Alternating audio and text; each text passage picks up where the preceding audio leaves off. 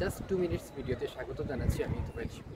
Dear viewers, আজকে আমরা বলবো আপনি যে দেশে টাকা পাঠান সেই টাকাটা কি আপনি এমপিতে ডিক্লেয়ার করতে পারবেন, পারলে আপনি কি কি সুবিধা পাবেন এবং কাদেরকে টাকা পাঠালে মূলত হচ্ছে আপনি সেই সুবিধাগুলো পাবেন।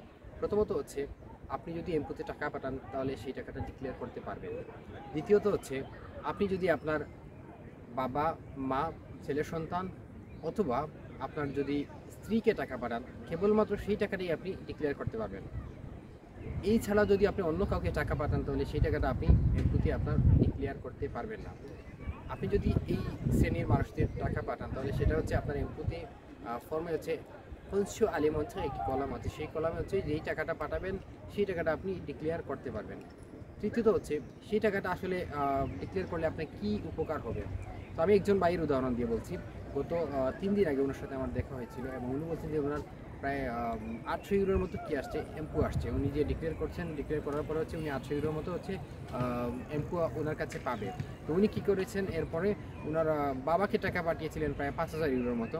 তো ওই টাকাটা উনি ডিক্লেয়ার করছেন, করার পরে দেখা গেছে যে উনি এখন হচ্ছে উল্টো হচ্ছে ফিনান্স পাবলিক বা এমপু অফিস ওনাকে আরও 20 ইউরো ফেরত দেবে। তো এই টাকাটা কি কেন কমেছে? শুধুমাত্র হচ্ছে যে উনি দেশে টাকা পাঠিয়েছেন, এই জন্য ওনার কী হয়েছে যে মোট ইনকাম থেকে ওরা যেই টাকাটা হচ্ছে দেশে পাঠিয়েছেন সেটাও খরচ হিসেবে ধরে নিয়ে ওনাকে ওনার যে এমপি যেটা আসছিল অতিরিক্ত ইনকামের জন্য সেই ইনকাম এমপি যেটা আছে সেটা ওরা বাদ দিয়ে দিয়েছে। তো আপনি যদি আপনার এরকম ডিক্লেয়ার করেন তাহলে কি হবে, আপনার যদি এমপিটা আসে বছর শেষে তাহলে এমপিটা হচ্ছে আপনার বাদ পড়ে যাবে।